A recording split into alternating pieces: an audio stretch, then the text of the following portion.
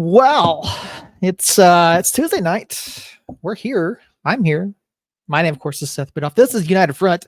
Joining me this evening, we have the one, the only Christina. Hi, Christina. How are you? Hello. Hey, How, everybody. how was your weekend? Amazing. I was out of town. Oh, so you I didn't was get to only enjoy the pain. I was only subjected to about 30 minutes of the first half, and then I had to go and enjoy myself at a concert. It just sounds so terrible having to go and enjoy yourself. Yeah, yeah. But I was Who'd you getting see? text updates and oh, I feel for everybody who was live at the lab watching. Um, Yeah. Oh man. I went to see the Dave Matthews Band Oh, very cool. at the Gorge in Washington. Yep. Okay. It was a That's a blast. band I've long wanted to see.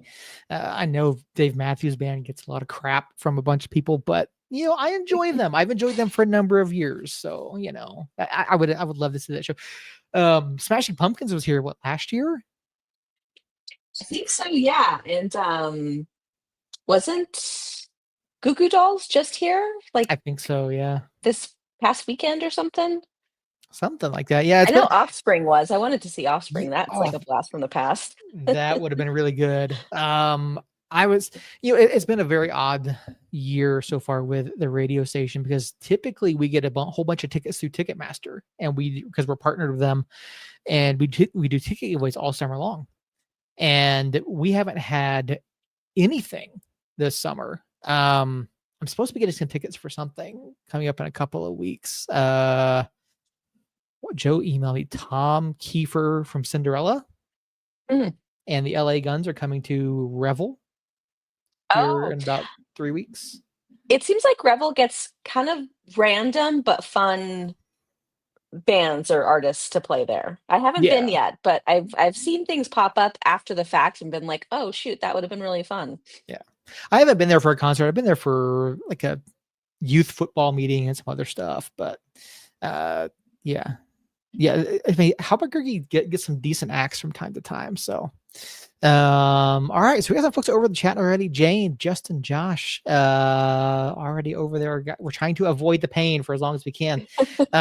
We are potentially expecting Jacob at some point. We're not entirely sure.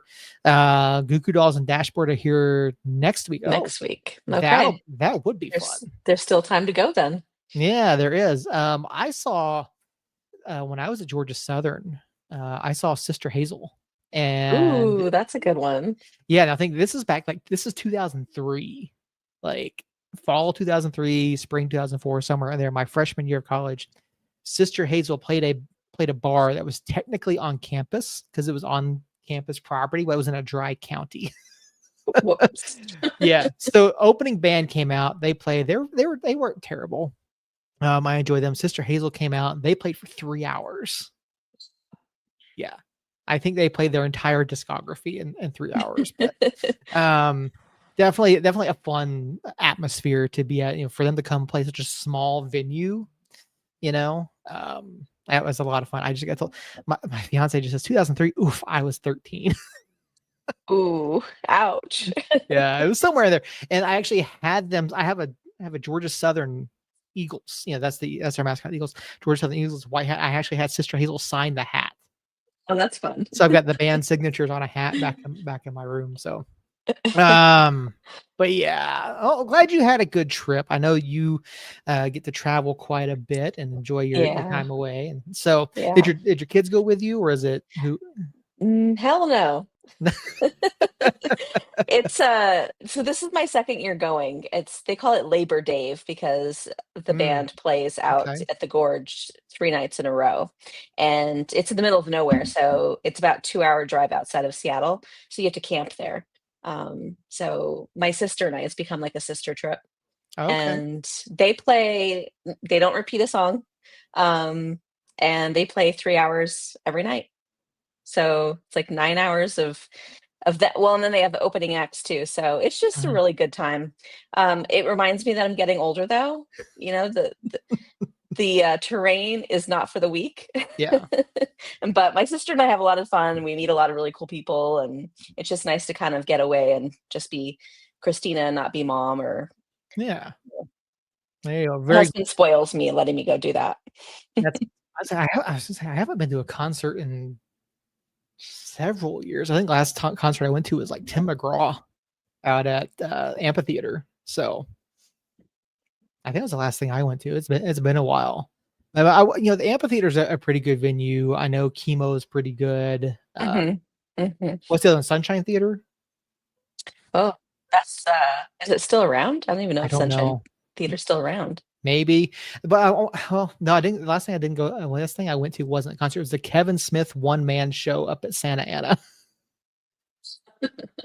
Sandia Casino has a really cute little amphitheater that's pretty nice to go to also. Yeah. Congrats to the Sounders. Yeah, Yeah, that was Sounders. wild to see. Yeah, Sounders have won every single trophy available to North American soccer clubs, and I believe there will be quite a few disciplinary actions coming down, both from USSF, from Leagues Cup, from MLS, for the actions of Luis Suarez, as well as a number of other individuals in that. So if you didn't see what happened after that match, there are videos all over the place. Go check that out. Absolutely disgusting, disturbing behavior that has no place in soccer or in any sport whatsoever. Yeah, that was just awful. I mean, you lost. Messi lost, right? They get absolutely dominated by Seattle in that final. No And reason for Messi them. was the only one to stick around to watch the trophy ceremony. Yeah, that he was. Yeah, he did not seem to involve himself in that fracas, nor did he try to separate anybody. So It's so cool for Thomas. yeah, Andy Thomas, goalkeeper of the tournament. Yeah, Awesome for so him. cool. Former New Mexico United player, getting some honors there. We absolutely love to see that. What else happened? Premier League is still going. Week 3 is in the books now. Everton sitting in the top 6. We take it. It is very early, but yeah, lots of things going on. Lots of things going on indeed. NFL kicks off this week. College football is underway. Bama lost. So, Yep. Bama lost. I did get your text about that Cowboy player going to Green Bay. My sister was Yes. pretty devastated.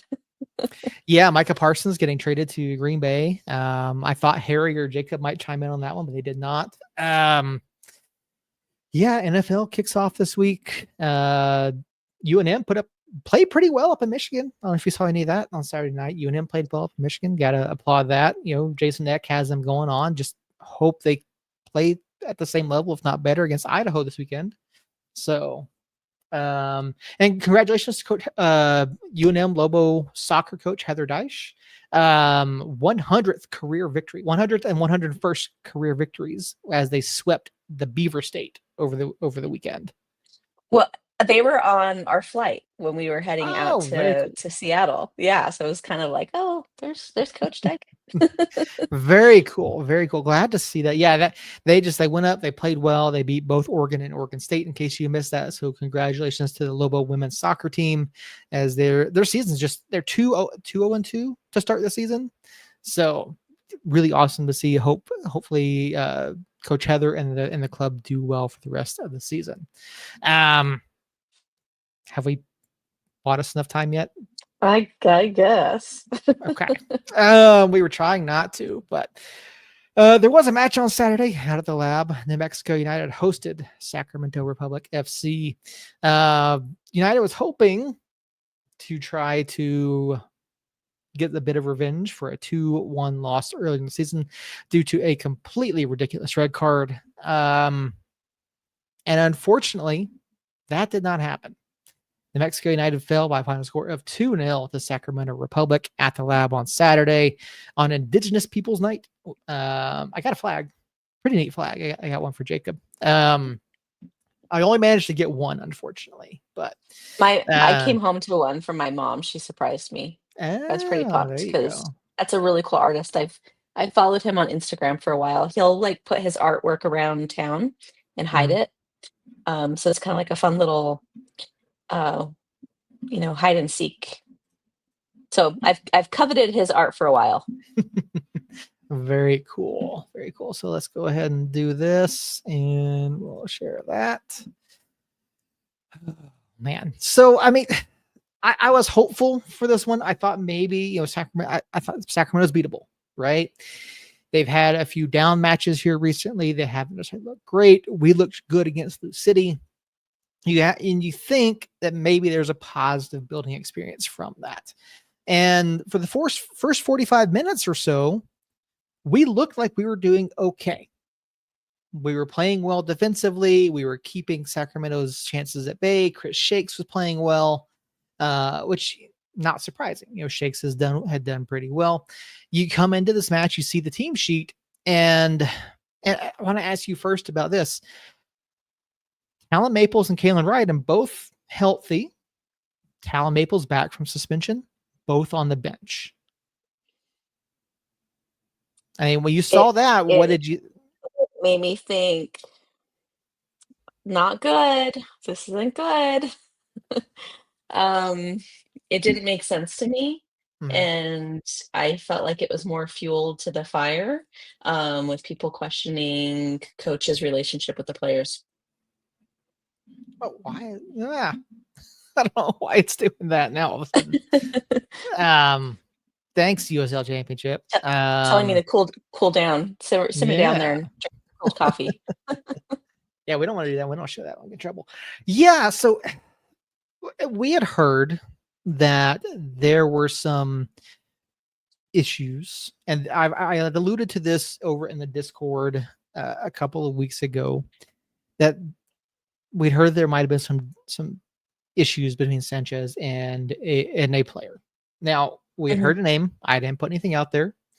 But it's continued to grow and people are continuing to say things. I had a conversation on Saturday with Andy Hageman, who is one of the play-by-play guys for ESPN Radio. And he expanded upon what we had already heard, which was that there were issues between Sanchez and Alex Tabakis. Alex was not happy with the situation that was going on. And talking to Andy, he's hearing from sources in and well, not in the club, around club adjacent, okay, that now Talon is not happy with the situation. Now this has come up from multiple places now. This is now multiple names that we've heard tied directly to this. I can't help but wonder now at this point, if there's smoke and the smoke seems to be growing, is there a fire? I mean, knowing what we know, and I had this question posed to me, last night. Is there a chance that the guys are rebelling against what Sanchez wants because of the whatever animosity is going on, if you want to call it that? For me, it feels like, I don't know, just like their heart isn't just quite in it. And then you just got to wonder about the players who have left midseason. And it's just not the team that we saw at the beginning of the season that just seemed like super cohesive and super just driven and playing with a lot of heart. And it feels like lackluster performance. And that's kind of what happens when a coach loses the locker room. And we haven't seen those Quill-inspired, I want to like Kool-Aid Man running through the wall kind of pep talks or anything like that. That's very true. I mean, to be fair, that doesn't necessarily seem like Dennis's style. From getting to talk to him, like that doesn't seem like him. Nor does it seem to me like he's the kind of guy that wants that kind of attention. That he doesn't. Quill seemed to be open to it. Troy was open to it. Zach was somewhat open to it. But to me, Dennis doesn't seem like the kind of guy that wants that type of stuff being put out. I don't know. Well, I mean, it is a rumor mill. I don't know what Justin's referring to, the rumors when he left Vegas. I'm trying to Well, think of what that could be, but I don't remember. well, while we're thinking on that, so after the match, as always, whenever it's a home match, we get a chance to talk to coach and generally a couple players. I talked to coach, so did some other members of the media. I directly asked him about the rumors, and I'll go ahead and play the entire post-match presser for those of you that haven't heard it over in the Discord. We'll go ahead and play that for you now.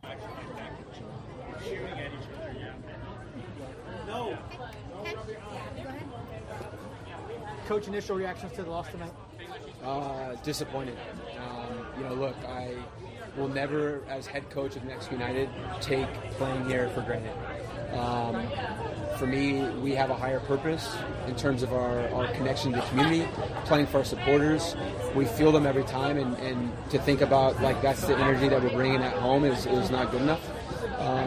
For sure didn't think that we worked as hard as we did last week in Louisville, and that's the standard that we want to create. And I think we're just in a weird, football has a weird way of kind of working in terms of confidence and being brave, and the way that we want to play, it takes both of those. And if there's any type of hesitancy or doubt, it starts to creep in. It's mistakes start to happen. So, I would say that, respect to Sacramento, but it was nothing that we weren't expecting.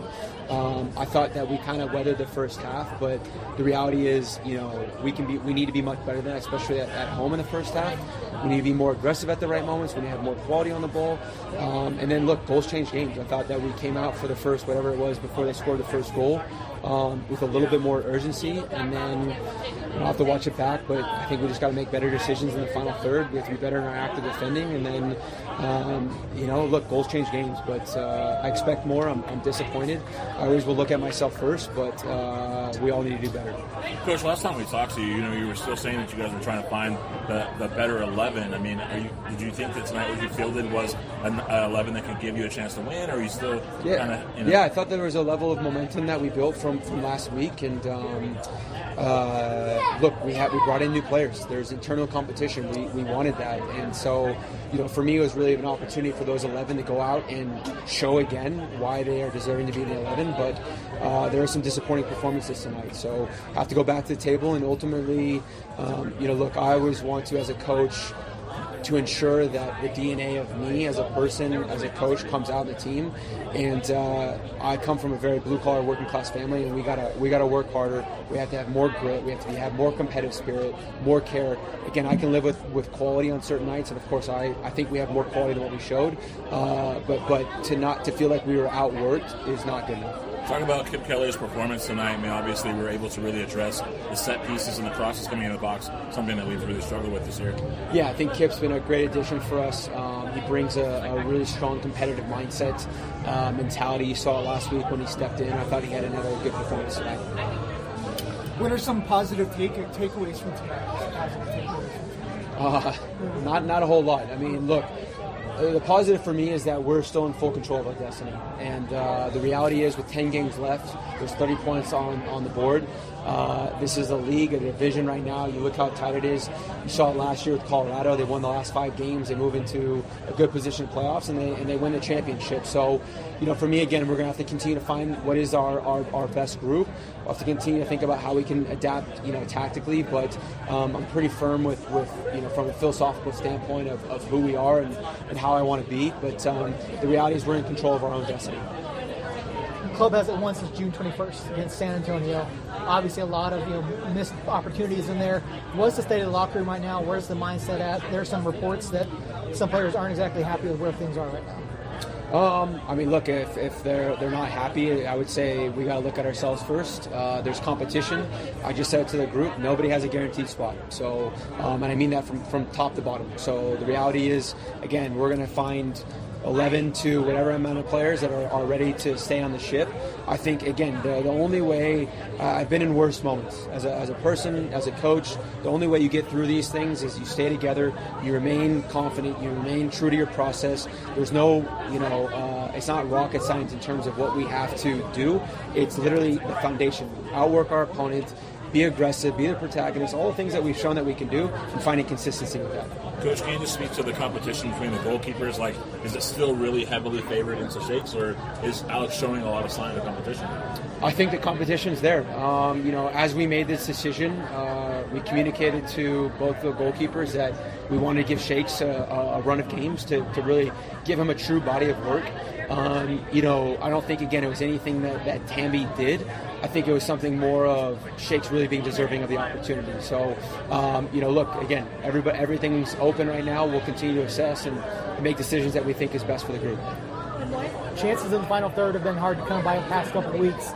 What's just not going right, and how do you fix it here? I mean, do you maybe switch playing a little bit more wide, create some opportunities from those areas, pull some people out, or what's the answer? I think for me, it's more of like, again, this is if you look at the previous 3 games, we had 3 different lineups. When you add new players in, the reality is we're still developing relationships, we're still developing rhythm. I would say that the last piece that usually comes is that same thing at the beginning of the year was the final third production. But at the same time, players got to step up, they got to make plays.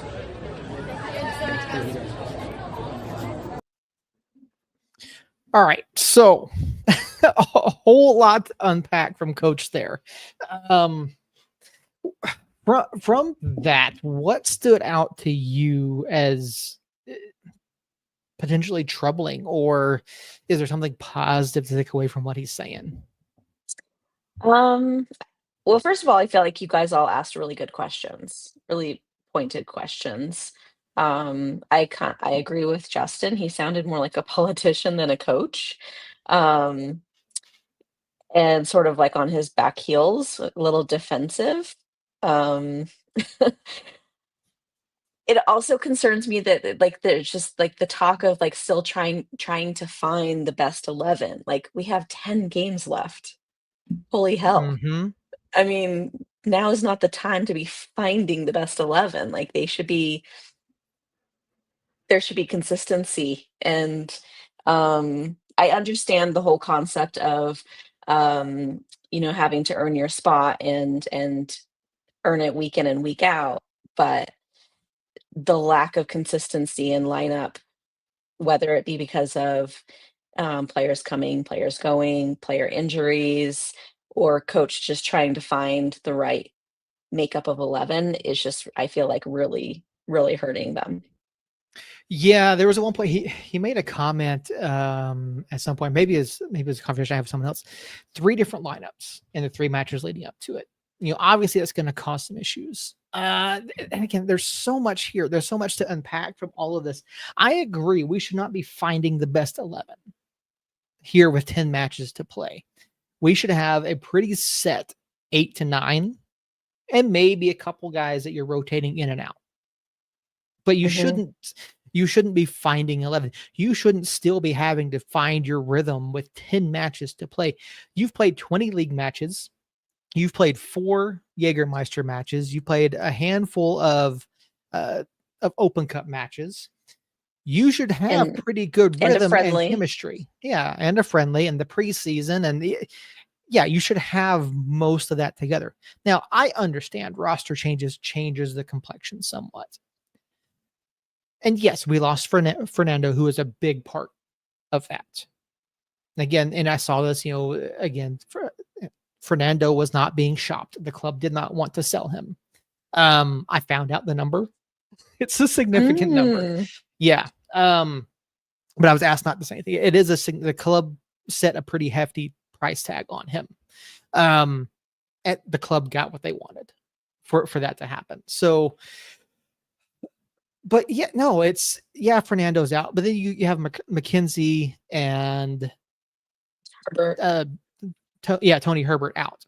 Neither of whom got a ton of minutes. So that really shouldn't affect your team chemistry all that much, right? So yes, you lose Bruce. Okay, that's but Bruce, he wasn't getting a ton of minutes. Kalen goes out with an injury. Okay, fine, but now Kalen's back. So yes, there will be some struggles with bringing in new faces, but it shouldn't be this hard to slot people in. It really shouldn't. They're all professional soccer players. So I saw some people comparing, um, maybe it was on Discord, comparing the second half play to reminiscent of Troy, Mhm. which to me meant parking the bus. Um, but it has felt like in Lou City, and then from what I watched on Saturday, United's just parking the bus right out the gate. I don't know if you agree with that, um, but that's what it sounded like to me when somebody's comparing the current run of play to the way that Troy would. I mean, Troy was amazing with the culture of the club and the Mhm. team, but I think a lot of the fans' frustrations with his style of play was the parking of the bus. So I would say we absolutely did that against Lou City, right? You get to 60, 70 minutes, you're 0-0 against Lou City, you're gonna see that. I don't think we necessarily parked the bus here. We got outplayed, particularly in the second half. The first half was fairly even. If you look at the stats for the first half on Saturday, I want to say it was like 50-50 in terms of possession. Everything was fairly even. It's not like we got played out of the park in the first half on Saturday.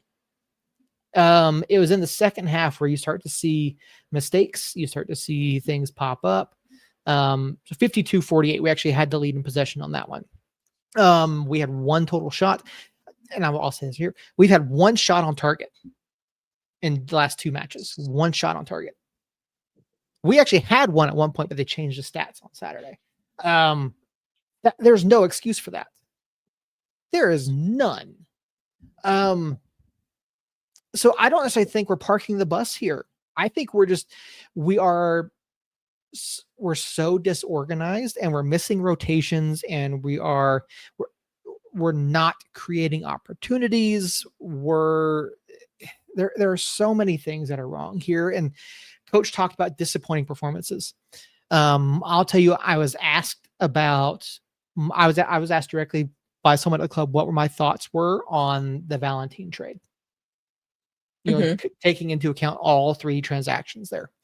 I said the jury's still out on that. Like, yeah, Valentine came in, he made an immediate impact. He was missing completely in this match. I'd have to even look to see how many touches he had. Valentine was non-existent in here. Greg Hurst was non-existent here. Mhm. And would you say that's because the ball just never made it Yes. up to them? Oh, absolutely. I think it was. I think Hurst, he had a handful of touches where he might have had an opportunity, but that's it. Like, we don't see guys pestering. Every now and then we'll see someone make a run, but there are so many issues here. Like, early on defensively, I felt like we did well. Our center backs were Kip, I should say. Kip was Mhm. really good throughout. The first half, Kip was everywhere. I think Kip is a fantastic signing. And I told someone at the club, I said, if I am vastly concerned about what happens if Kip Keller gets recalled, Mhm. if he continues to play like this. Um, yeah, this here, and why is YouTube giving me all the ads suddenly? Right in the middle of the goal highlight. And I saw people, blaming Shakes for this goal. Well, as soon as this is done, we'll put it back up. But if you watch this shot, and I know it's hard to see live at the lab, but if you watch the angle at which the shot is taken by Corey Bennett, that ball is destined for the bottom right corner, and it takes a deflection off of Parano. Mhm. Like, I mean, I could see it from where I was. I know a lot of people at the lab couldn't see it. And the league officially gave this goal to Corey Bennett. But I mean, there's nothing Shakes can do. Absolutely nothing Shakes can do there.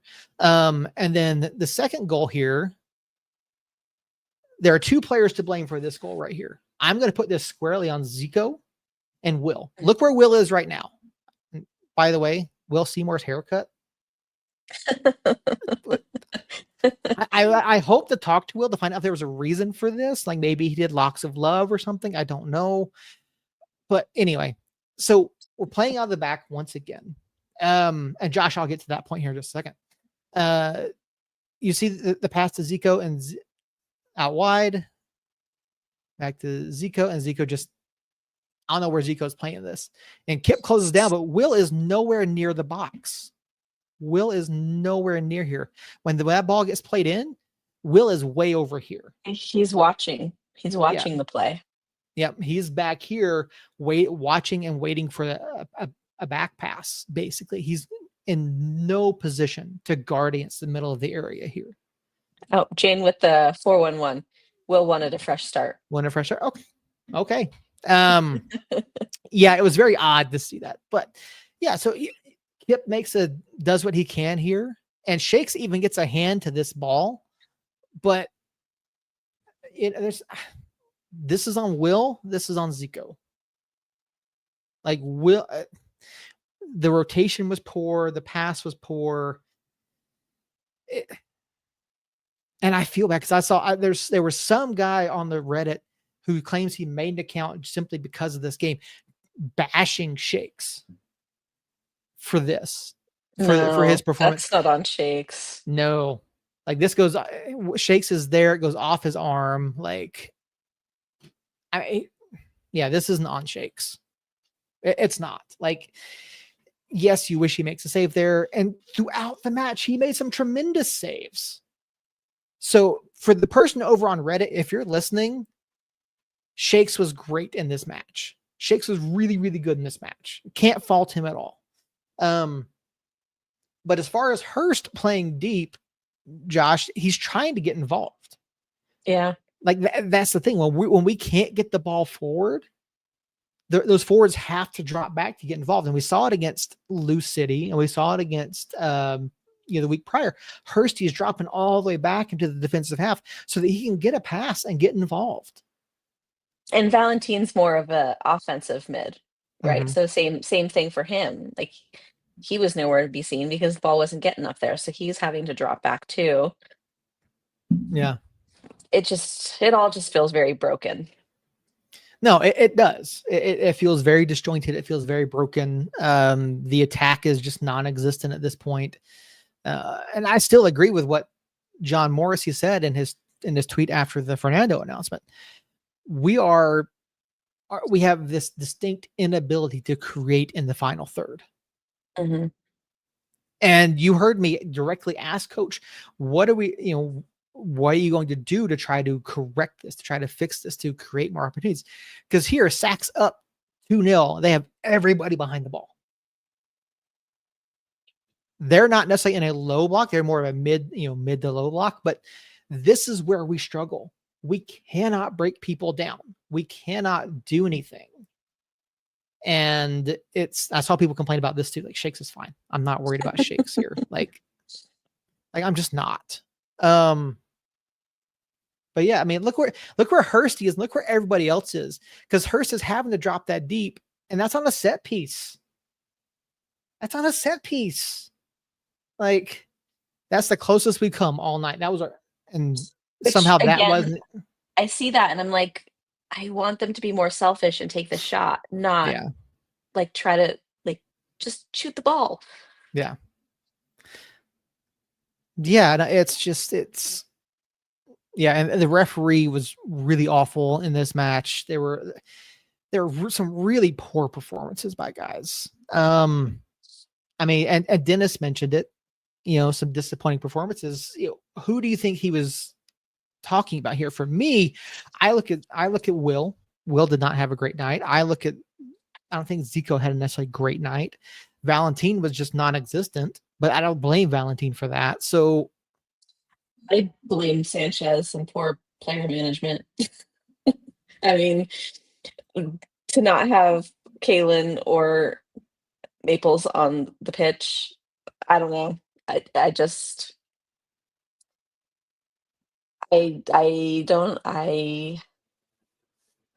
don't have confidence in his player management. And I don't think the players do either. it's And so entirely he's gonna possible. get poor performances out of them. Yeah. Yeah, it's entirely possible. I mean, Maples and Ryden both come in the 74th minute, which I think was ridiculous. I mean, okay, and I told someone else, I said, I kind of understand Ryden not starting, again, still returning from injury, played 45 Mhm. minutes the week before. I kind of understand it, but at the same time, like, he's one of the best options. I do think Kip Keller is better than Kalen. I Yeah. do think Talon Maples is better than Kalen. I think Kalen is better than Kalen was the past 2 seasons. Mhm. But I don't understand it. So this was kind of what brings me to more in line of, okay, there's smoke. So maybe there is fire here. That Maples was benched because of something in the locker room. Mhm. Which again, if you're talking about Sanchez hasn't found the best 11, you've got 2 of your best players sitting on the bench. Well, and they're both captains. Mhm. I mean, they're steering the ship. They are the heartbeat of the squad, the leadership of the squad. And if Mhm. there's animosity or whatever it is that's happening, of course that's going to trickle down into the squad because it's happening to their captains Mhm. who have earned those positions and earned the respect of their fellow teammates. Yeah. Oh, Luis, I don't disagree. They're certainly not shooting the ball. I'm trying to find a reliable source for the stats, but I know that there are some places that track final third entries, and we are near the bottom of the league in final third entries.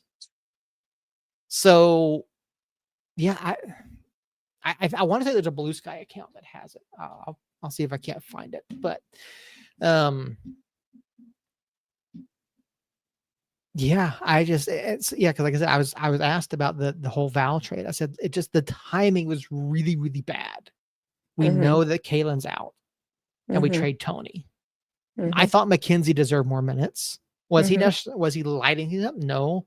But I think he provided a spark from them in the midfield and provided a chance to play the ball from the outside in. It Dayon was the can do it. same it was the same for Bruce Yeah. before the injury. He wasn't getting any minutes at all. Yeah.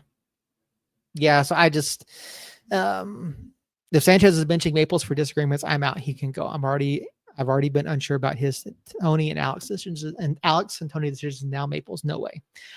That's what I've heard. Okay. That's what I've heard, is that there's something between Talon and coach that's going on. Now, again, no one's confirmed it. This is what we're hearing, but that's a problem. It really is. And I don't like where that's headed. Like, I really don't. Mhm. It's, one of the things that when I mentioned there are rumors of things in the locker room, coach said if there are 11 who want to stay on the ship, that is a huge red flag for me. Yeah. Like, It where's the red flag guy from TikTok? Come out swinging the red. Where's that guy? Like, if you're saying things like that, who's I gonna don't wanna play for you? I don't think you have the locker room. Yeah. I am concerned. We've talked about the panic button and where we're at, and there is something wrong within this club. We have not won since June 21st. We have won 3 times since May 17th, I think it is. We've picked up 3 wins in just over 3 months. That's a big Ouch. problem. Yeah. Somehow we managed to stay in first place for as long as we did, but now here we are. We're married, 7 matches in a row without a win. Is that where we're at? 7 matches? Like, that's Since June, right? yeah, since June 21st. We are where's Jacob Jacob's He's working. working. But no, it's a big problem. Yeah. And the only reason we are above the playoff line right now is because of tiebreakers with Colorado. Yeah. We are closer to the bottom of the table than we are to second place, I think. I'll fact check myself here real quick. We have 1 game in hand still. So if Mhm. we somehow miraculously got 3 points, we would jump up to, I think, 5th. We'd be tied with San Antonio, but San Antonio's got the tiebreaker on us. Yeah. Granted, that's who we're playing on Saturday, right? So Yeah, we are playing San Antonio. That's a 6-point game here. So, Luis, to answer your question, I think it's 5, 6. I'd have to research it. I don't know it off the top of my head, but I want to say we went 6 or 7 in 2019, right? At one point. after the Open Cup run, Yes, that's right. yeah, things really tanked after that. Yeah. I've seen some people talk about, I saw someone suggest bringing back Troy. I mean, I don't think Troy is the answer. I know Troy and Zach are unemployed right now, but I don't think that's the answer. I don't know. Like, I wish, and I've said it, quite a bit. 1, 2, 3, 4, 5, 6. We had a 6-match winless streak in the middle of the 2019 season. We had a 5-match winless streak, another 5-match winless streak. So this might be the longest we've had in club history. But I don't think bringing back Troy or Zach is the answer. I mean, obviously Coach Quill is still, at FC Dallas. There's, no chance there. Again, I've said it before, I'm not the person to remove a coach midseason. Mm-hmm. First season with the club, you're going to have some growing pains. I heard it suggest that maybe Sanchez didn't have enough say in the roster from the beginning. Do you think that could be an issue, part of the issue? I mean, it shouldn't be. He didn't have any say in Las Vegas last. Well, I guess I shouldn't say any say, but I don't know. I think I don't think that should be a factor. Yeah, they're all professionals, right? They should be able to play. And Sanchez brought people in. Mm-hmm. Sanchez brought some people in. McKenzie was brought in. He brought some players in. It shouldn't be an issue. So yeah, I don't know. So you've been tapping the panic button. I was tapping it. I said on Blue Sky, I responded to Shadow Wolf and I said, "Oh, after this weekend, like I full on pushed it. Like I don't like speaking ill or in a disparaging way at all, but like Sanchez has lost me. I just don't have faith. I don't like what I'm seeing. Usually we're the kings of chaos, right? Like the comeback kids, like the New Mexico just being like it usually being like a Cinderella kind of story for New Mexico, the down and out. But I think that's because the squad has a lot of heart and a lot of drive. And that's why, last year there was no standout player. It was just a collective effort from all of the players together to make shit happen. And Yeah. I just am not seeing that right now. I'm seeing just players just seeming really defeated. So this is tied for the longest winless streak we've had. We had a 7-match winless streak in 2021. So we're right there. Speaking of Mr. Panic Button, are you good? Yeah, I'm great. Okay. So we had a question. Where is Mr. Panic Button? Where's Mr. I'm not panicking? Jacob, are you panicking? Mr. I'm not panicking is gone. He does not exist anymore. Okay. First, I need to know who asked that question, because if it was Jerry, I will not respond. No, it wasn't. We have not seen Jerry this evening. Wow, probably because they drew and didn't win. Against Phoenix, though. Since Mr. I'm not panicking is no longer here, where are you at?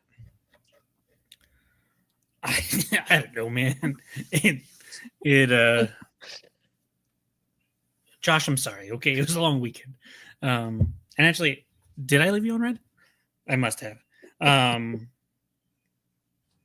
Sorry, I did not get my bearings before I hopped on. Well, and Shadow Wolf, on Blue Sky made a point that now we have officially lost to all of our rivals. So that's a real fun little tidbit there. Yeah, I don't know.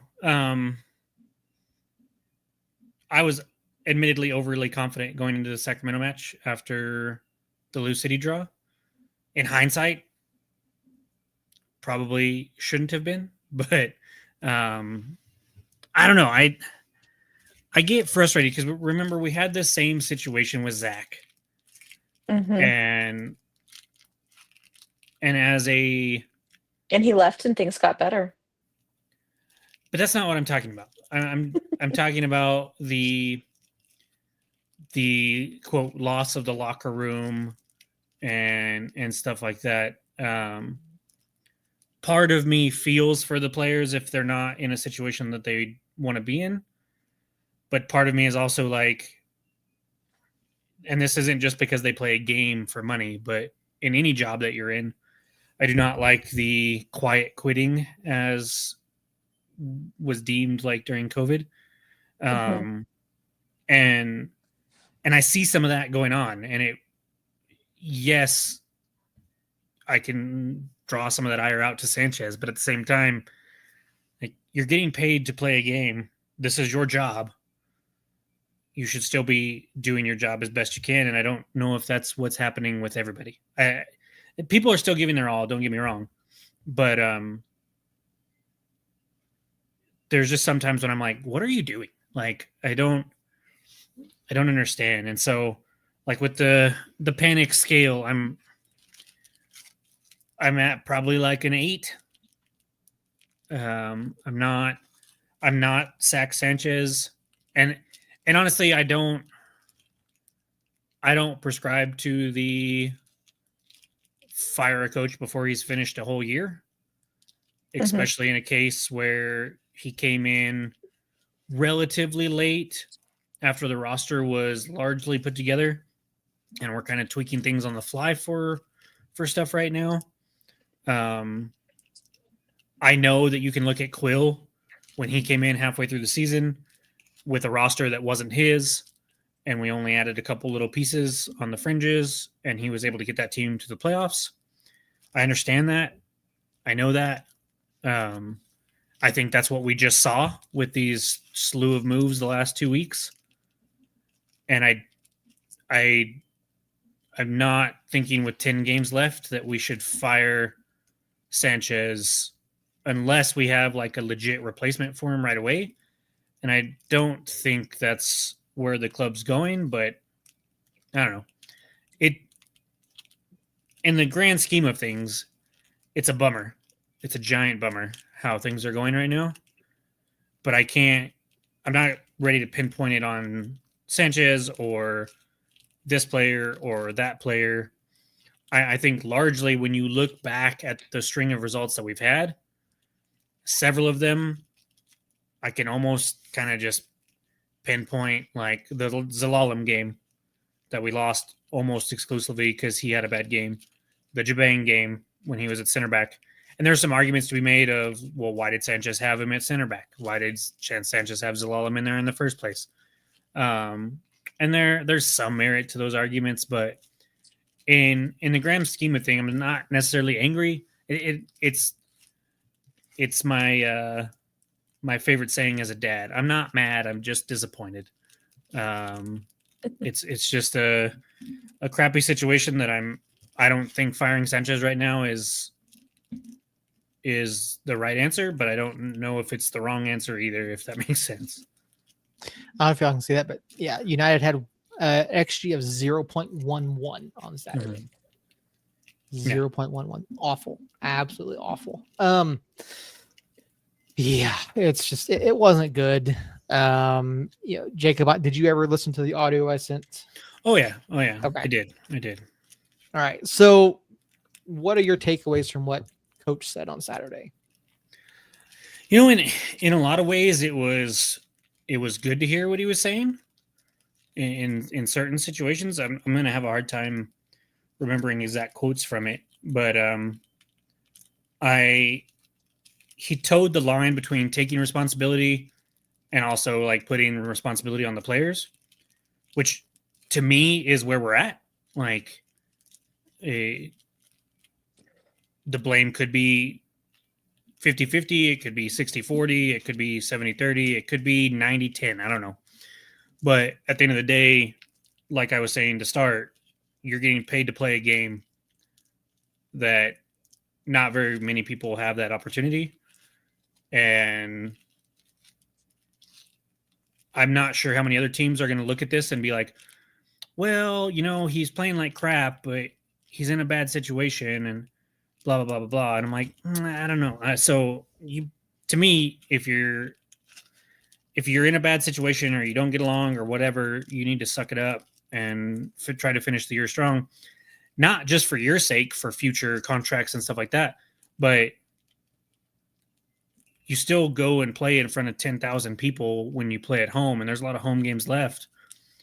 And I think not us. I mean, Christina pays for her ticket, but like, we're media, don't play for us, but play for the 10,000 people that are there that night, that paid to be there, that are wanting a good show, and then they watched that shit on Saturday.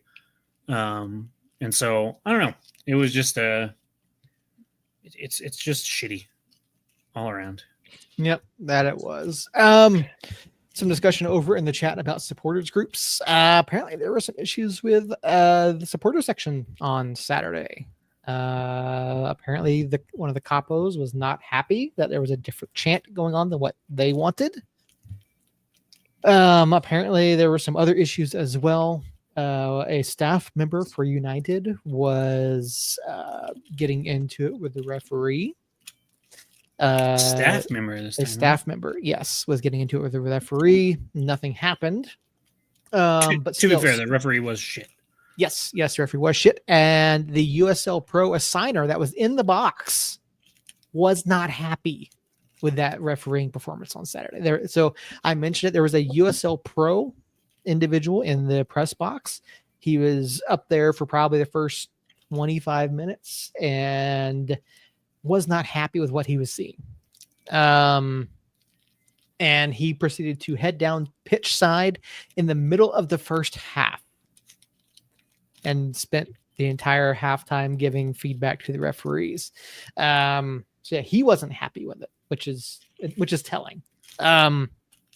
It wasn't the capo. It was okay. I heard, I was in the box. So I heard what was relayed up to us was that one of the capos was basically yelling at people for doing a different chant. That's what was relayed to the people in the box. So, well, I think what Justin said was there were people in the stands yelling at the capo because another chant was going on. So then the capo might have been yelling at the other people doing that other chant because he was being yelled at. At the end of the day, the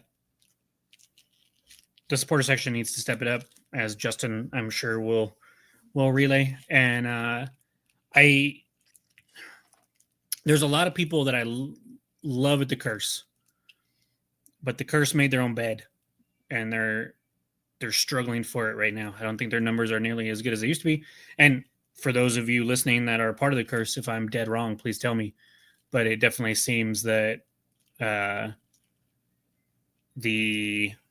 well, no, it doesn't seem like it. I'll tell you right now, straight up, from my point of view, it is not a very welcoming group, in my opinion. And I think that's why their numbers may or may not be hurting.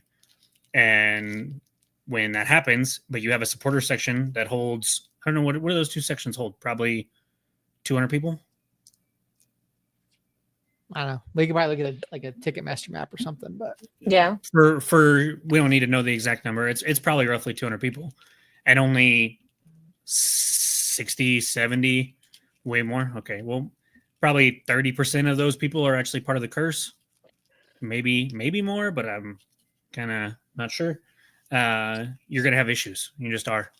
And so, and I think those issues have been brewing. But last year we were so good that they never boiled over. And so here we are. Bad product on the field, and now stuff like that. So It looks like maybe 25 seats across and I don't know, shit. 20 rows back, 500 seats, give or take. Damn. Okay. Yeah. And per section. I don't know. Yeah. Anyway, So- so and I don't have direct experience with the curse being as a supporter. I can tell you that I certainly had issues, and we've talked about this. I had issues with the curse back in year one, and I've never felt like it was welcoming to anybody with an outside opinion or to anybody, being like, "Hey, you guys need to be better about your sections and what people are doing and how they're acting." Well, to piggyback off of that, if you look at our chat right now, I know Jane is a member. Well, I'm assuming Jane is a member. I'm not actually 100% sure. And I think that's probably it. Out of the 9-10 people watching plus us three, you have one that is for sure, or I think for sure, supporter. And that tells me a lot because we've got the diehards right here. Justin is as diehard as they come, and he's not a supporter, or he's not a member. Yeah. Mm-hmm. Yeah, and I don't know how the other supporters groups handle things or how all that is done match day wise, but I can tell you the club. There's a comment earlier about them being corporate groups, right? Corporate supporters groups, and we know that that there are some groups that have corporate ties, not just with United, but also with other clubs as well. David and Carlos both stepped away from the curse when they became staff, right? To be fair, Carlos did before he was staff. Well, he did. Not, Yes, he did not have that job until after he had already left and when had been gone. But yes, yeah. And I can tell you that the club certainly broadcasts information about a couple particular supporters groups more than others. And we appreciate the club for everything that they do with us, help, letting us interview players and coaches and all that kind of stuff. The club does not promote us. I can tell you, we know that for a fact. The club does not promote us on their social media. The club does not promote us in their, any of the random posts they put out, nothing. Even when we have people on, the club does not promote it. Right. But the club is more than willing to promote supporters groups.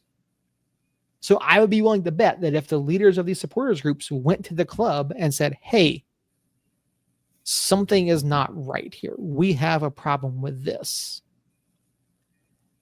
Look at what happened with the Enron sponsorship, not Enron, Exxon sponsorship a couple of years ago. Enron's way before that. Look at the Exxon. Look at the Exxon. Yeah, look at the Exxon thing from a couple of years ago. The club listened to the supporters groups.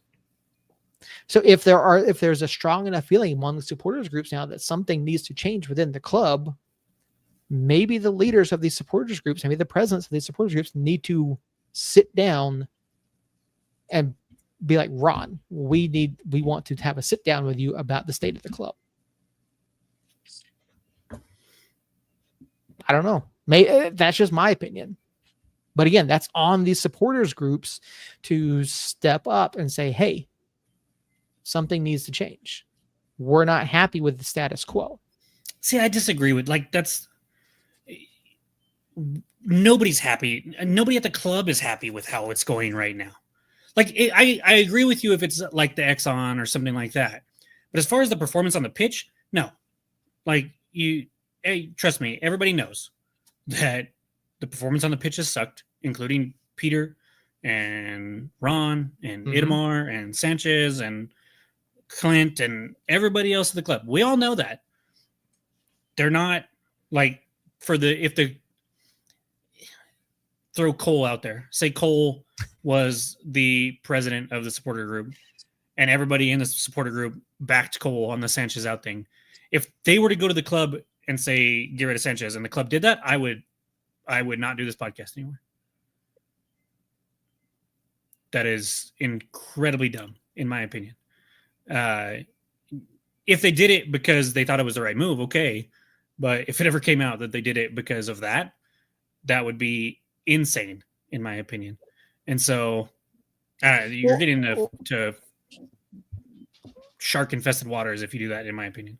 Well, I think it's okay for the club to go, okay, like we hear, because we saw DCFC, we saw Northern Guard and some others, put out, blanket statements. We've seen it happen in other clubs where they put out something and, they've done, moments of silence or turn their backs and all these types of, we've seen it happen, and I'm not saying the club would necessarily act on just the supporters groups. But all those other cases have been, I mean, maybe I'm misremembering some, but I feel like they've all been protesting something more than just results. Results might have been a part of it, but it might have been, oh no, some of them certainly were. Yeah. Nepotism when it came to Berhalter getting hired or something like that. Like a good example in-house of New Mexico United is Manny Padilla back in 2019. And when cancel culture was running amok through everything, and he got basically let go for something he did years ago. And so in those situations, I'm like, okay, I can understand that. But if it's just results based, that's crazy to me. And I hope it doesn't happen. Well, like Josh says, make your voices heard. And that's what I'm saying the supporters group should do. Make your voices heard. I'm not saying the club should, I feel like the supporters are doing a pretty good job of making their voices heard, but well, for the referees, yes. But even on Facebook, you have individuals on Facebook like Cole, right? But you don't have the leaders. But see, that's where groups. That's where the curse gets in trouble, because the curse does not speak for me. If I was a member of the curse and then the curse put out a statement saying fired Dennis Sanchez, I would be upset with the curse because I don't feel the same way. Well, that's fine. That's your right. That's my right. I think firing Sanchez is bad too. But I'm saying if supporters groups, I'm saying if there's a big enough push, if there's a big enough concern among the supporters groups who are the ultras, right? Who are the diehards. That's what they're supposed to be, right? That if they're making their voices heard loud enough for leadership of the club to take to at least listen, right? That's make your voices heard. Now, again, I'm going to leave it up to Ron and Pete to be like, okay, what is the right move here? If they may, again, like you said, if they base it solely on supporters groups, if they base it solely on Cole, that's a problem. If they say, okay, there are problems, there's smoke here, right? Players are not getting along with Sanchez. Sanchez is losing the locker room. We're mired in 2.5 months of poor results, poor form, poor performance. If they're saying, if the leadership of the club says, okay, this is not the right fit, after taking the time to review it, whether it's based off supporters groups or just social media or whatever, and then they make the decision, fine. But then leadership needs to say, hey, we have reviewed everything.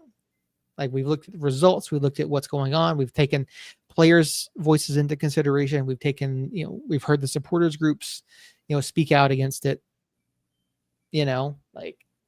I think the fan base at large is not going to care who the coach is as long as there's getting results. Because realistically, outside of us and the supporters groups, who honestly you could probably poll 30% of every group and every section in the stands and be like, hey, did you know who Dennis Sanchez was before he came? No. Well, I can tell you right now, I've got some regulars that come to the lake on and off throughout the summer. Mm-hmm. And they sit in the supporter section. They have a big flag that they take to the supporter section. When they're out here, they fly that flag and they wear kits. And I've asked them multiple times their opinion on a specific player, and they're like, who's that? Yeah. See? Yeah. So yeah, we're sickos. Don't get me wrong. Like, I understand that. We are sickos. And there's maybe a handful of thousand of us sickos that are really in the know of a lot of other things.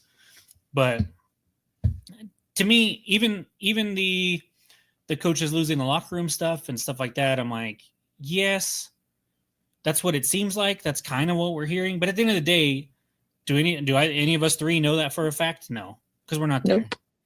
And neither are the supporters. And so what I'm going to do is I'm going to keep my mouth shut. I'm going to let the club do what the club does, because we're almost through year 7. We've had success as a club. And when we haven't had success, guess what? The club has made changes when they have deemed right and fit. And I expect that's what's going to happen here. We could get through this year. We could miss the playoffs. And then they're going to be like, okay, Sanchez gone. Or they'd be like, okay, now let's give Sanchez the reins for this roster and have him put it together. Or they could be like, all right, you know what? Idamar's going to stay in place and he's going to do all that stuff. Sanchez, you fix it and see what happens. Who knows? But they're going to do what's right, what they think is right for the club. That's what they've preached for 7 years now. That's what they've shown for 7 years now. Who is it? Who am I to go in there and be like, nope, you're wrong. You guys that are in the locker room day in and day out and a part of this club all the damn time and see the innards of how this thing works are wrong. And you should fire him because he's lost the locker room and all this stuff. No, that's that. And I love Cole to death, but that's where me and Cole differ, because, and not just Cole. I single out Cole because he's a name that the three of us know for the most part, but it's not just Cole. I sent, Christina, you're not on Facebook anymore. And I sent you that screenshot or that screen recording of the posts right after that game. And it was not Cole. In fact, I don't even know Cole had posted at that point. He has since, don't worry. But there were 6 or 7 posts that were anti-Sanchez, and it wasn't just Cole and Bonnie that were saying it. And so I get the frustration, but I'm also not going to sit here and be the final judgment guy when I don't know people's hearts or where they're at here or there. And so it's frustrating to watch. It's frustrating. We talked about it last week, right? It's frustrating for me personally to sit here and watch these results and then also have to see the annoyingness of other fans losing their shit. And so I'm still cautiously optimistic. We've seen teams, squeak into the playoffs, but be hot. Like I believe Sanchez said it in his presser. Colorado Springs won their last 5 games at the end of last season after a ho-hum beginning of the season, pushed their way up to second, and then rode that to a title. Yeah. And I think we have the talent, and I think the ability to do that is there with how the squad is currently constructed. Whether or not it happens, time will tell. But to give up right now on these guys and Sanchez is insane to me after not even a whole year. And I do think a whole lot of this is, a lot of these people that are saying Sanchez out haven't been sold on Sanchez from the get-go. Bonnie has been one of the ones that has been adamant about Sanchez out from like day one. But if you remember, for those of you that are on Facebook, right after he got hired, Bonnie called him out for the playing with an extra guy. And so I don't think Bonnie's liked him since then. And so how much of it is what they're seeing now and how much of it is and Cole's made this claim that he didn't like the Sanchez hire from the get-go either. Mm-hmm. And so how much of it is actually going off of the results and how much of it is the results are backing your predetermined bias already, and so you're going to roll with it then. Justin, to this point here, I don't think we have enough people in the supporters groups to fill those sections. But I get it. I get wanting to keep those sections supporters groups only. But I don't think all the supporters groups together could fill one of those sections at this point. I think if they do a supporter section where it's standing with the new stadium, if we ever get the new stadium and it's standing only, it's going to lend itself to be the type of fan who wants to be up and standing and loud and cheering and chanting. I think the club also has tried to do like the community corner or the family corner to make it affordable for families. So like to sort of encourage them over to that corner rather than by the cheaper supporter group seats. I like that comment that you just had up there because it 100% is up to the players. That's like I'd what say I've 80%. I mean, they're going to be following the coaches, like what the coach but wants I to see them I doing. can guarantee you Sanchez isn't sitting there going, "Hey guys, don't pass the ball into the final third." He's not telling them that. I can guarantee you he's not telling them that because that's not how you score. And he's even said they need to be more selfish in places. Yes, You know, they need to take more shots. They need to do that. But we're lacking the creativity. We're lacking the ability to make opportunities. We're also not taking the shots that we have the opportunities for. I mean, we talked about after Lou City. You know, Hurst had an opportunity. Hurst's first touch has been really poor at times, unable to settle a ball or take it on a one time. Like, it's not just an inability to get it in there, which again, we're near the bottom of the league, I believe. I think we had 28 passes total into the final third on Saturday, which not a lot. Can I get a hot take off my chest? Go for it. I don't think Akale should be playing right now. Which is gonna sound crazy to a lot of people, and it sounds crazy to me. Mm-hmm. He has done this in the past as well, but he has seemed to fall into this bad pattern of I'm gonna have to do it myself. And I don't know how many times over the last handful of matches I have seen that dude. Like, I don't like back passes. We've had this conversation for years, right? But there's a difference between a back pass, making a back pass when a forward pass or lateral pass is there, versus making a back pass when your only other option is to dribble into 5 defenders. Yeah. And I see that over and over again instead of recycling it and trying to find a hole. We'll try to find that hole, The hole doesn't come after a couple minutes, and Akale goes, screw it, we're not going to open up a hole. I'm going to do this myself. And tries to dribble through 5 people, or and then gets the ball dispossessed from him. Or worse is he gets that tunnel vision, and there is a forward pass to be taken, or there is a lateral pass or an overlapping run or something like that. And instead of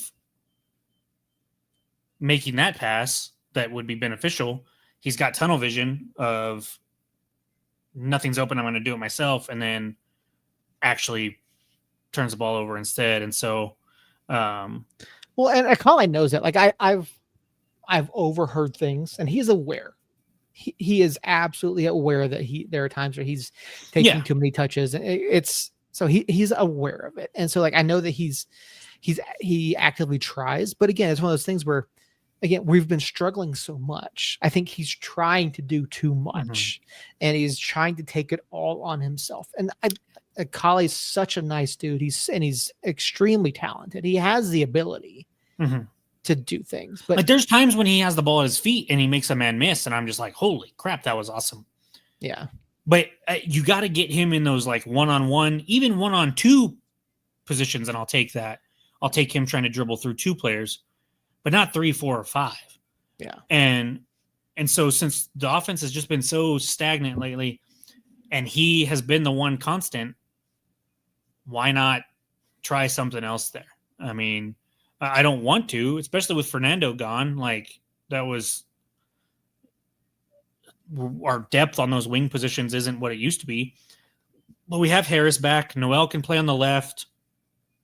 Harris can play on the right. I think Noel could play on the left.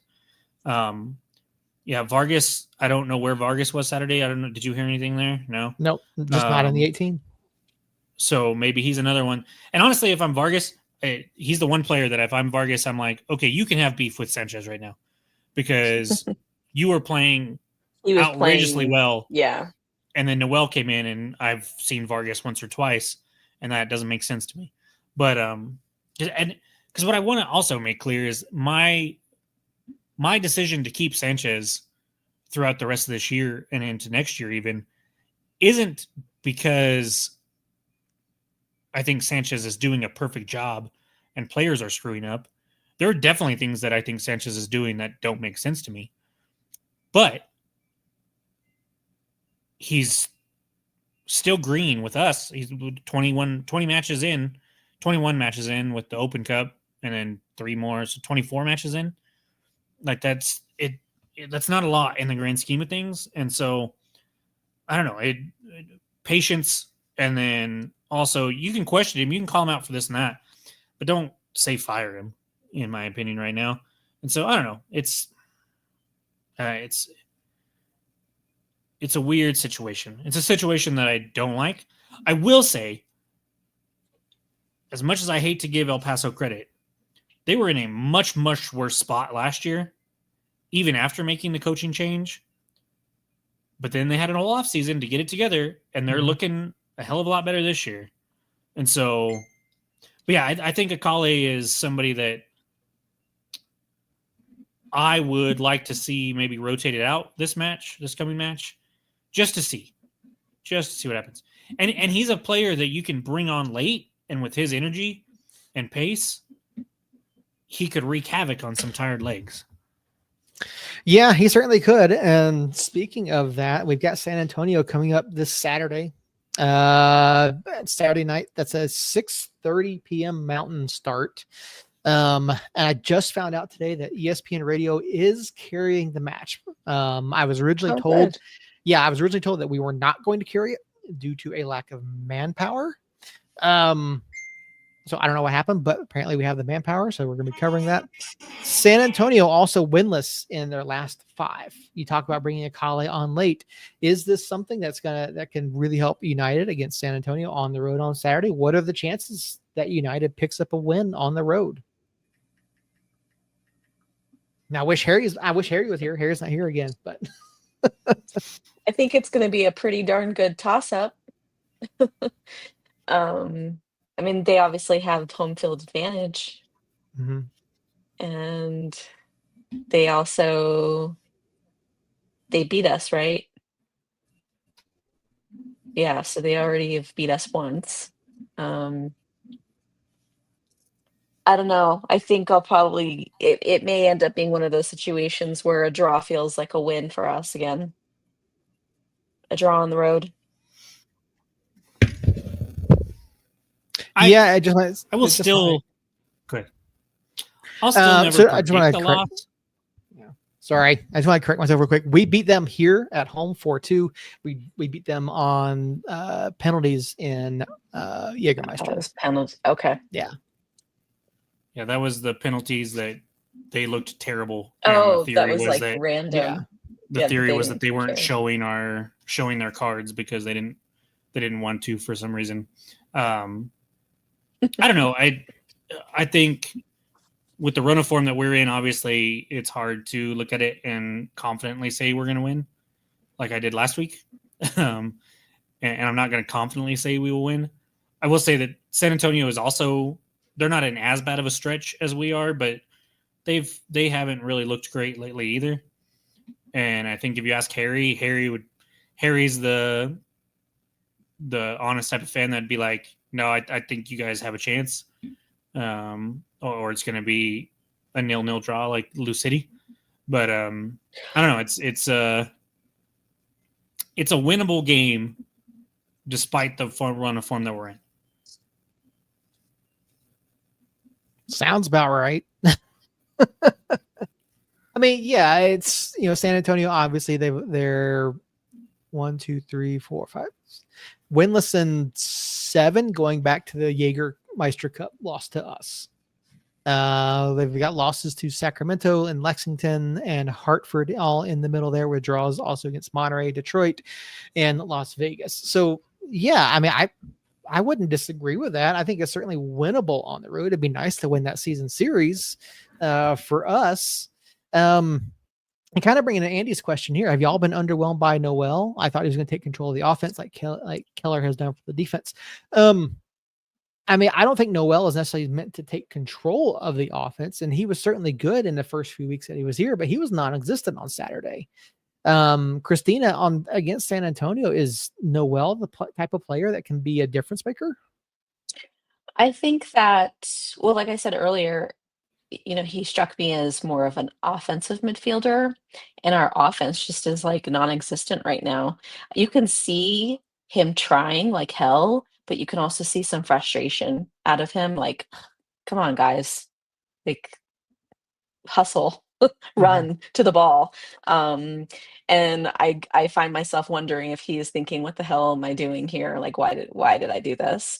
Um, so I personally am not underwhelmed by him. I just feel like he hasn't really had a good chance at showing what he's got because the ball's just not making up there. Maybe with the combination of him and the new guy from Lou City, I forget his name.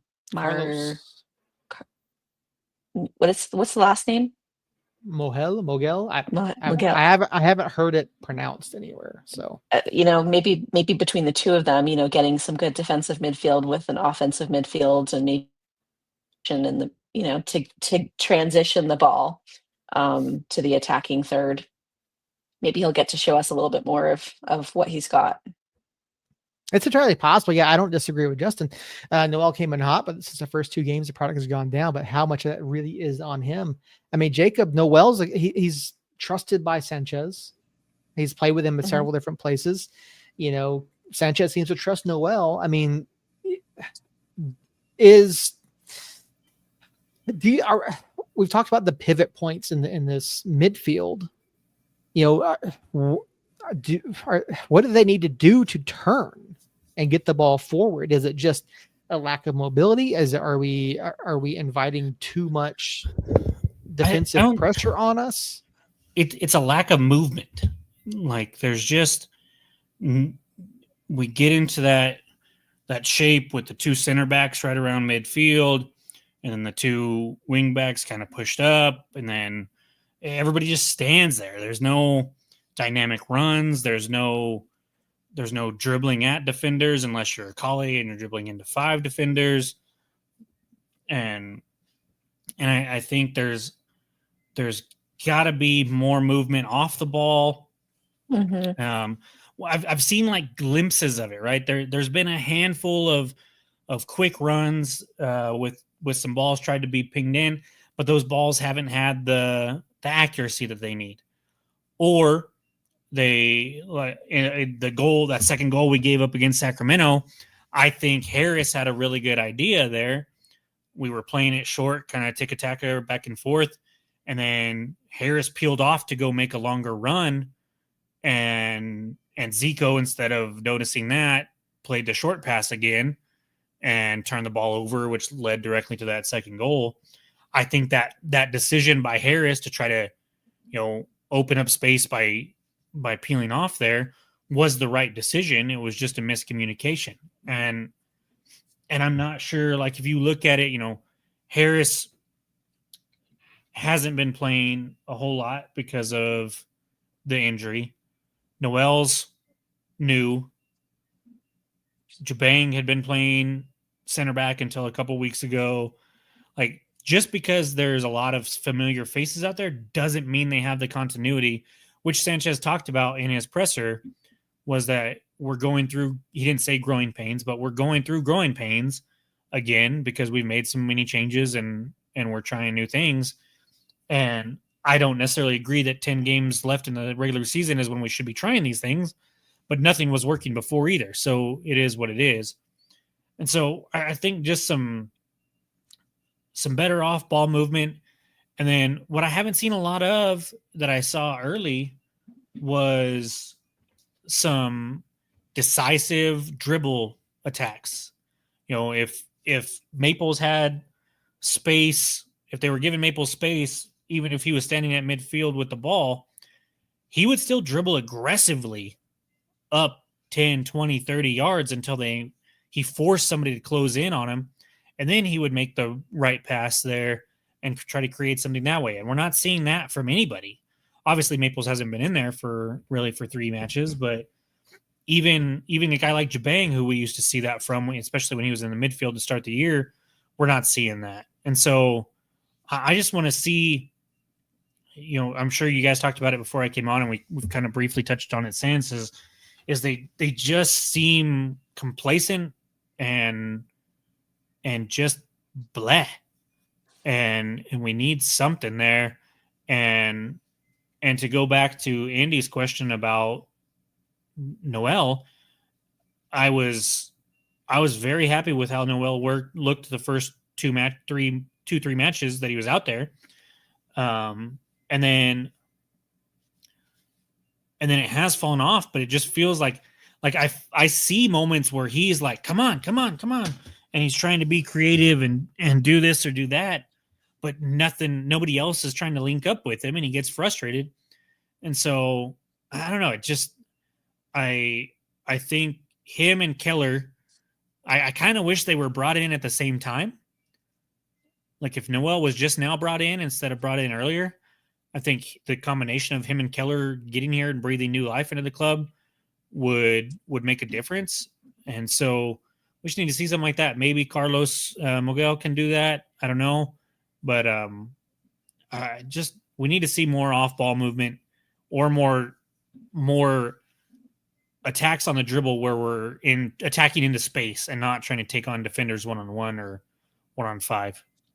I think I can pinpoint where the issue started. Okay. Let's hear it. When Kalen Ryden went out with an injury. That is essentially when it started, yeah. Yeah. So I don't necessarily, but yeah, it's again the whole timing with everything with the Herbert deal, McKenzie going out and Noel coming in, and like I think at that point, and you had the bodies to do it, right? And again, it's why did we wait so long? Obviously, Jabang was not working. We shouldn't have waited. And anyway, again, 10 matches to go. This is not the point in the season where you should be still dealing with chemistry issues, even if you bring in 3 new pieces. It should be easy enough to slot these guys in. They're all professionals. Like, yes, there's going to be some miscommunications, but it should be easy enough to slot in 3 guys. It should be.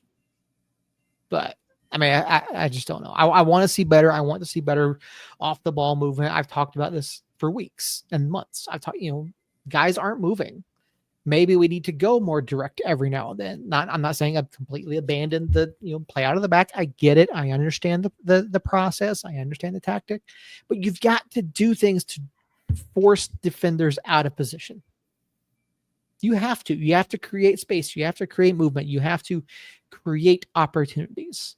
And we haven't done enough of that. And I think we're spending, and I've said it, we're slow in decision making. We're slow in reacting to second balls. We're slow in playing the ball out. And you saw against Lou City with how high their press was. You saw it against Sacramento with their press. You saw it, at Hartford. Like, we have to be quicker. We have to be more decisive. We have to open up space with runs. San Antonio is a team that we can do that against. We've done it. We've done it twice already this year. We've scored 6 goals against San Antonio this year. There's 4 of those have been late, though.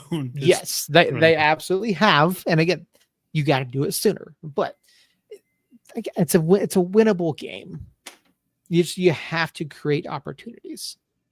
I think defensively we're more than capable of winning this. Defensively, we're more than capable. Agreed. It's a matter of the attacking half of this team. So, who starts Saturday in goal?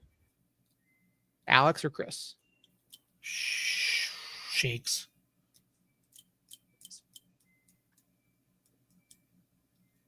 I'm gonna go Alex.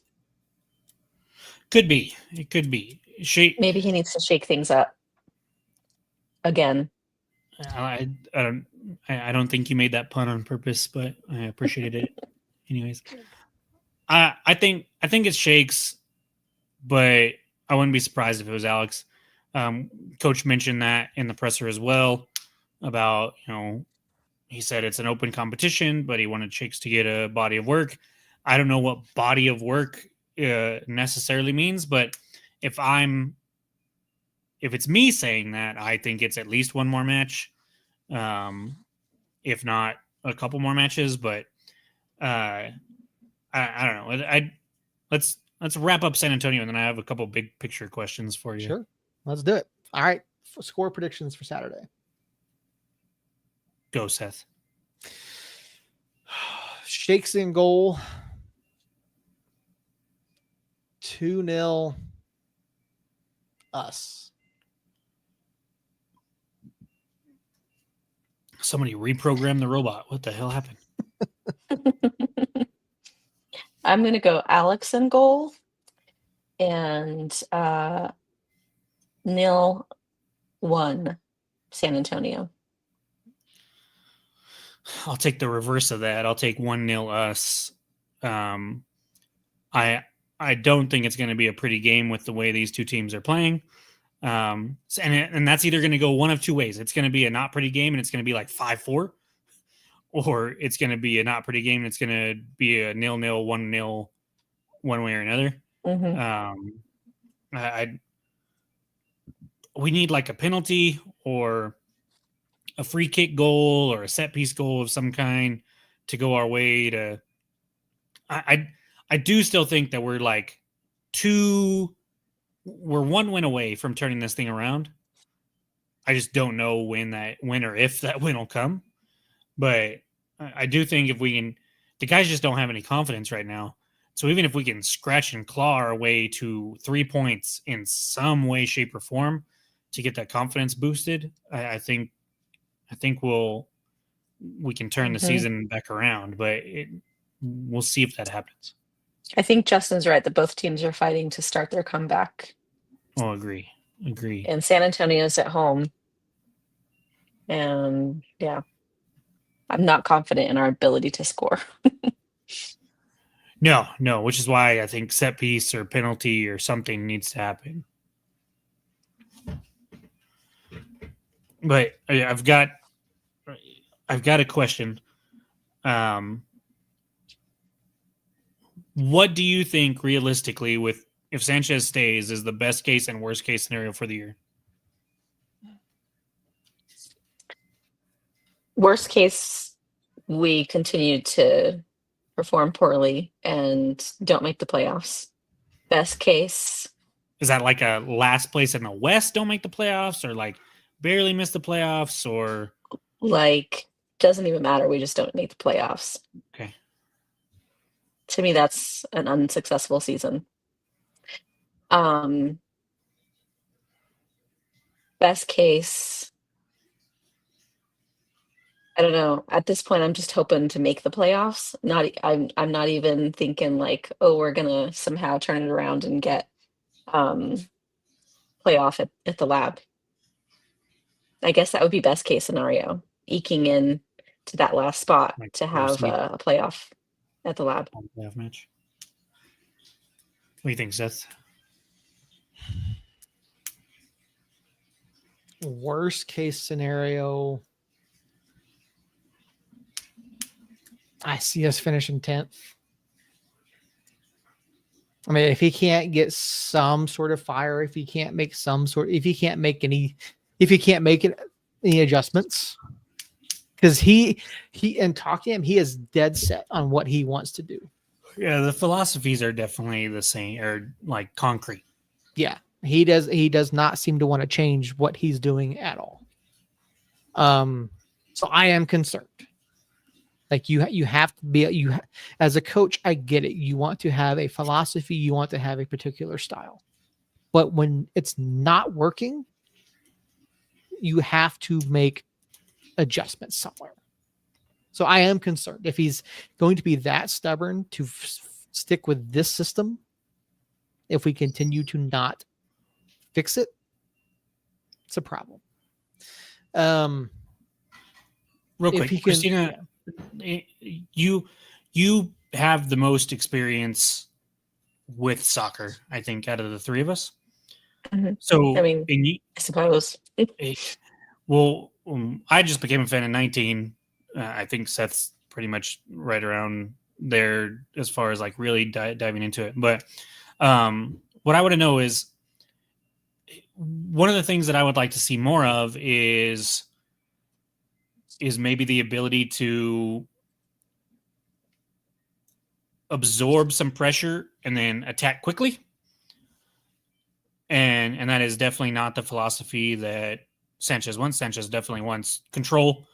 How hard is it, not from coach's perspective, but from a player perspective, in your opinion, to make that switch this late in the season when you've been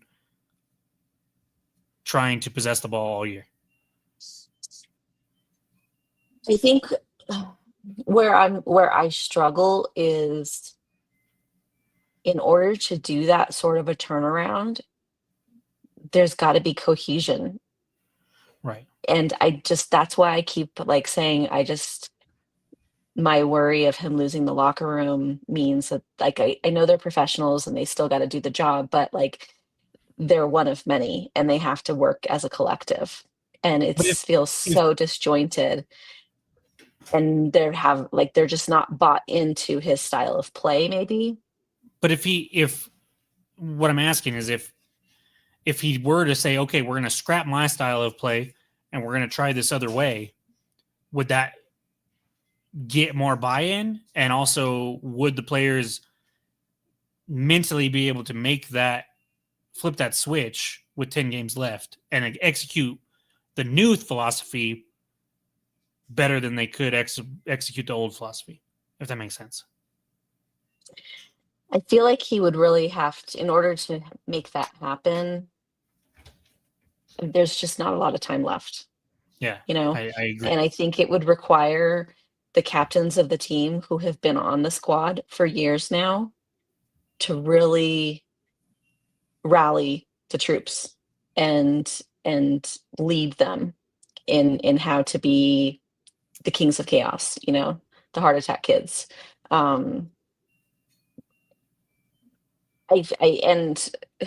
Justin, I think Justin's right too, or even Andrew Bolte said it.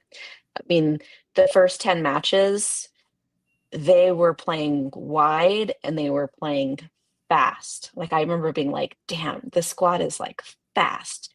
They were connecting. It was like 1-2 touches, like beautiful play of connecting the ball and working it from out wide. I feel like they're stuck narrow and they're stuck just passing right in front of our goal. And last season we were always talking about the wild west and lack of consistency across the board for every squad. This year I feel like our theme for New Mexico anyways is possession without purpose. So then on the flip side of that, say the team makes a coaching change right now, what's the best case scenario and the worst case scenario with that? Obviously, we don't know who the coach is, but like, does making that change really do anything for us this late in the season? I feel like I'm equally not of the mindset of fire the coach. That's going to fix it with 9 games left or 10 games left. I mean, I don't know that that's the case, but even if they found a new coach, it's going to be the same thing. I would be looking to Kalen and Maples as co-captains to really lead the team, remind them who they are, remind them what they were believing, and remind them of how they were playing together cohesively at the beginning of the season. But if there is cracks in those relationships between the captains and the coach, I think Sanchez is going to be real hard pressed to get any success out of this squad.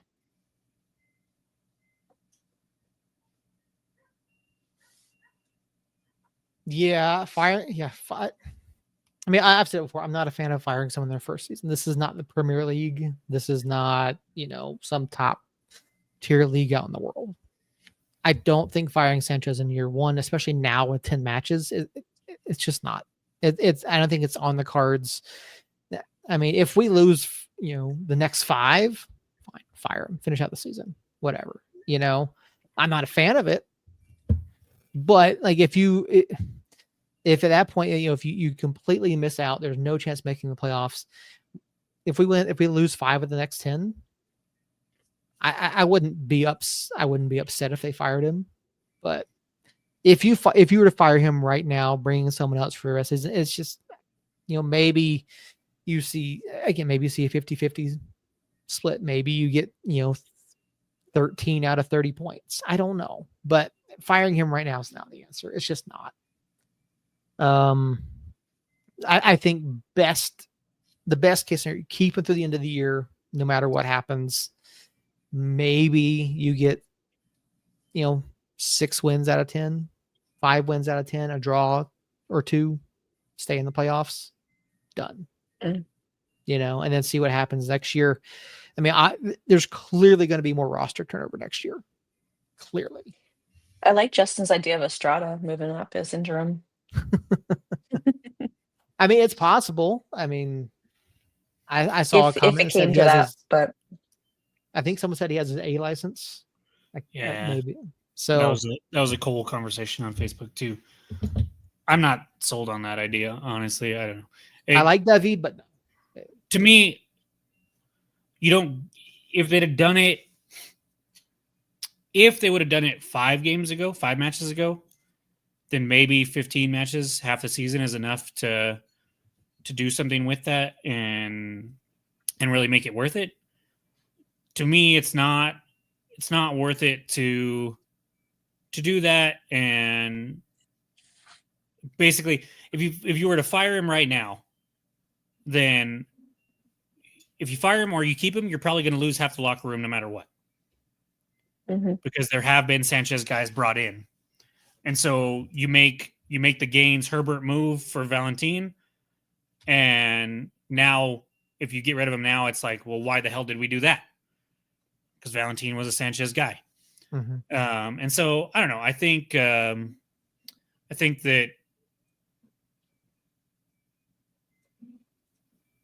there's still some hope for me that we can do something, but at the end of the day, this season, it's either a lost season or we turn it around with Sanchez, in my opinion. I don't think there's another option there, and I don't think the club is going to do anything else. I've said it the last handful of matches, but I really do mean it with this one. Like, this is probably the form of both teams going in, and even though it's on the road, we've played really well there lately. We came back last year from a deficit with a red card and won shorthanded. We get the 2 goals late in the Open Cup and then win in penalties, or not Open Cup, Jägermeister Cup this year. So it's a place that we can play. It's a team that's struggling as much as we are, just about, and is something that we can. It's a match that can be a get right game as much as there is any. I still point to Hartford. Like, look at what Hartford's done since they beat us. They have been on a tear. They are no longer in last place in the East by a lot. They are actually really freaking good right now. And I was saying that before we even played them. So that one, I didn't necessarily feel like that was a get right game as much as it looked like it in the standings. But this one could be. And I hate to say that about Harry's team, but Harry, I think, would be the first one to tell you that they're struggling as well. And at the end of the day, we can talk about it till our faces are blue.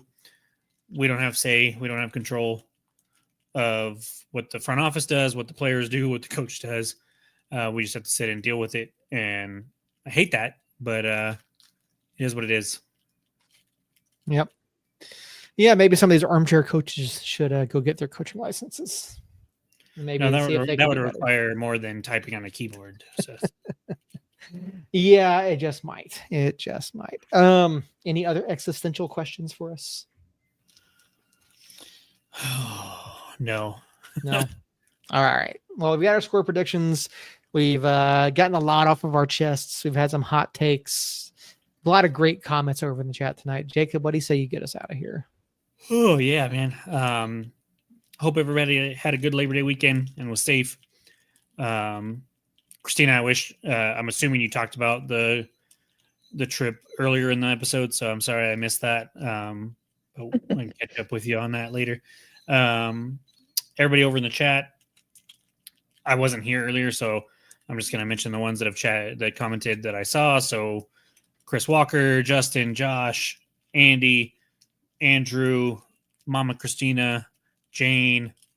I think there was a Luis in there as well. Thank you guys for being there and being active. It seems like when we're doing really good, there's not a lot to talk about. The chat's a little quieter, but when we're doing really bad, it's very hot takey or first take. Is that what it's called? The show on ESPN. Yeah, first take. First take. It's very first takey, very Stephen A. Smithy.